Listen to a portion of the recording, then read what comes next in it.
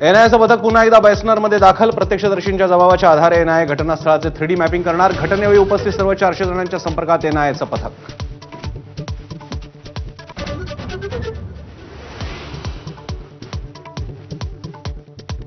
एलओसीवर भारताच्या राफेलच्या घिरट्या सुरू झाल्याचा पाकिस्तानी मीडियाचा दावा. पाकिस्तानची उडाली झोप.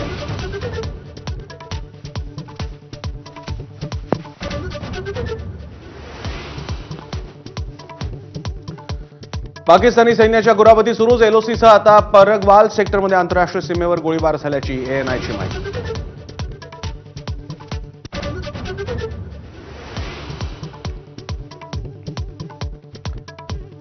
पहलगामच्या हल्ल्यात दहशतवादी फारुख अहमदचं नाव समोर. ओव्हरग्राऊंड वर्कर्स नेटवर्कद्वारे हल्ला घडवून आणला. तपास यंत्रणेतील सूत्रांची माहिती.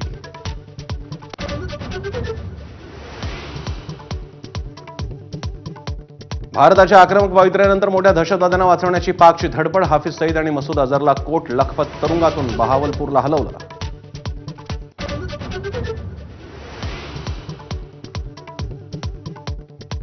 पाकिस्तान आर्मीचे एसएसजी कमांडोज दहशतवादी होऊन करतायत घुसखोरी. तर फाशीची शिक्षा झालेल्यांची दहशतवादी कारवायांसाठी भरती. पाकिस्तानच्या टेरर फॅक्टरीची धक्कादायक माहिती. माझाच्या हाती.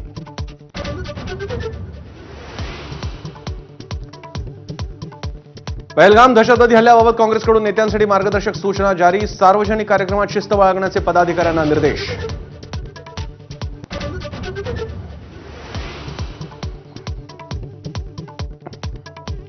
पाच डिसेंबरला मुख्यमंत्रीपदाची शपथ घेणाऱ्या देवेंद्र फडणवीसांचं आजपासून वर्षावर वास्तव्य.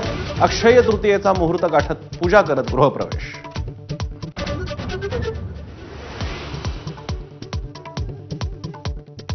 मराठा आंदोलक मनोज जरांगेंची मोठी घोषणा. आरक्षणासह इतर मागण्यांसाठी 29 ऑक्टोबरला मुंबईत धडक देणार. आमरण उपोषण करणार.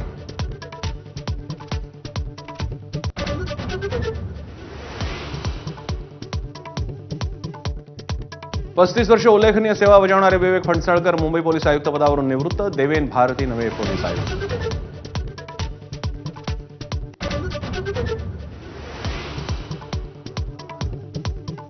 अक्षय तृतीयेच्या मुहूर्तावर सोन्याचा दर 1,06,000 रुपयांवर. सोनं चांदी वाहनं इलेक्ट्रिक वस्तूंच्या खरेदीसाठी ग्राहकांमध्ये उत्साह. दगडूशेठ हलवाई गणपतीला 11,000 आंब्यांचा महानैवेद्य.